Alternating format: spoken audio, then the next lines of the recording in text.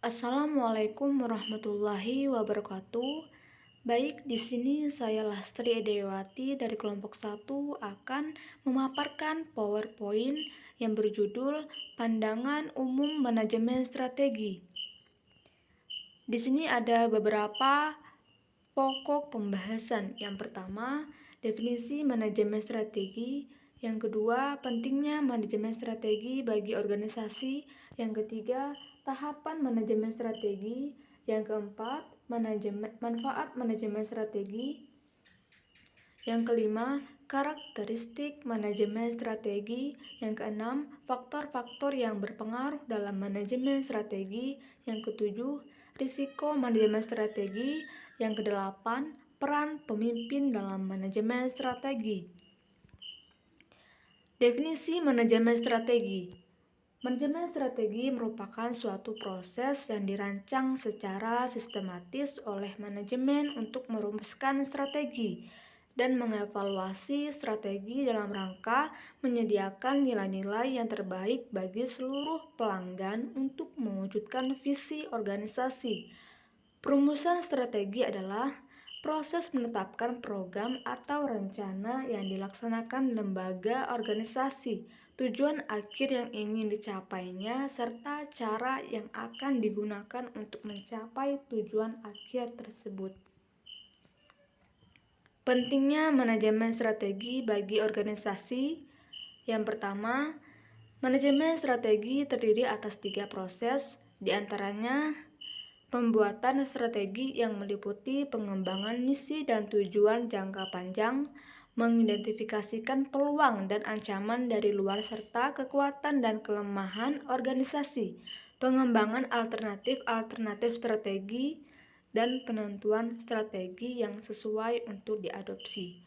Kedua, penerapan strategi meliputi penentuan sasaran-sasaran operasional tahunan, kebijakan organisasi, memotivasi anggota dan mengalokasikan sumber-sumber daya agar strategi yang telah ditetapkan dapat diimplementasikan. Yang kedua, manajemen strategi fokus pada penyatuan atau penggabungan aspek-aspek pemasaran, riset dan pengembangan, keuangan atau akuntansi, operasional atau produksi dari sebuah organisasi. Yang ketiga, manajemen strategi selalu memberikan sebuah keuntungan sehingga apabila proses manajemen yang dilakukan oleh organisasi gagal menciptakan keuntungan bagi organisasi tersebut, maka dapat dikatakan proses manajemen tersebut bukan manajemen strategi. Tahapan manajemen strategi. Yang pertama, perumusan strategi. Yang kedua, pelaksanaan strategi. Yang ketiga, pelaksanaan strategis. Yang keempat, evaluasi strategi. Manfaat manajemen strategi. Yang pertama, kegiatan perumusan atau formulasi strategi memperkuat kemampuan organisasi atau lembaga mencegah masalah. Yang kedua, keputusan strategi yang didasarkan pada hasil kelompok merupakan alternatif terbaik. Yang ketiga, keterlibatan karyawan dalam perumusan strategi meningkatkan pemahaman karyawan tentang hubungan produktivitas imbalan sehingga mempertinggi motivasi. Yang keempat, berkurangnya kesenjangan kegiatan di antara karyawan dan memperjelas peran masing-masing. Yang kelima, berkurangnya penolakan terhadap perubahan. Karakteristik manajemen strategi. Yang pertama, manajemen strategi bersifat jangka panjang. Yang kedua, manajemen strategi bersifat dinamik. Yang ketiga, manajemen strategi merupakan suatu yang berpadu oleh manajemen operasional. Yang keempat, manajemen strategi perlu dimotori oleh unsur-unsur pada manajer tingkat puncak. Yang kelima, manajemen strategi berorientasi dan mendekati untuk masa depan. Yang keenam, manajemen strategi senantiasa harus didorong dan didukung dalam pelaksanaannya oleh semua sumber daya ekonomi yang tersedia. Faktor-faktor yang berpengaruh dalam manajemen strategi. Yang pertama, tipe dan struktur organisasi atau perusahaan. Organisasi atau perusahaan mempunyai ciri atau kekhasan tersendiri. Tipe dan struktur yang telah ditentukan harus disesuaikan dengan ciri atau kekhasan organisasi atau perusahaan tersebut. Yang kedua, gaya manajerial.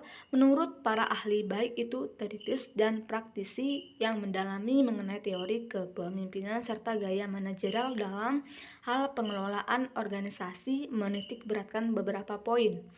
Yang ketiga, kompleksitas proses produksi juga ikut berpengaruh dalam manajemen strategi. Apakah perusahaan yang berproduksi merupakan perusahaan yang padat karya atau padat modal? Yang keempat, kompleksitas lingkungan eksternal. Setiap organisasi atau perusahaan mempunyai kondisi lingkungan yang berbeda. Yang kelima, permasalahan atau persoalan yang dihadapi bila strategi merupakan keputusan mendasar yang dilakukan oleh manajemen puncak, maka dari dasar itu manajemen puncak merupakan orang yang tekun dan cermat dalam pemecahan persoalan. Risiko manajemen strategi. Yang pertama, waktu yang digunakan oleh manajer untuk berproses manajemen strategi dapat berdampak negatif terhadap tanggung jawab operasional. Manajer harus dilatih untuk meminimalkan dampak tersebut dengan menjadwalkan tugas mereka sehingga tersedia waktu yang cukup untuk kegiatan strategis. Yang kedua, penyusunan strategi tidak terlibat secara mendalam pada penerapan strategi tersebut. Mereka dapat mengelak dari tanggung jawab individu atau atas keputusan yang telah diambil.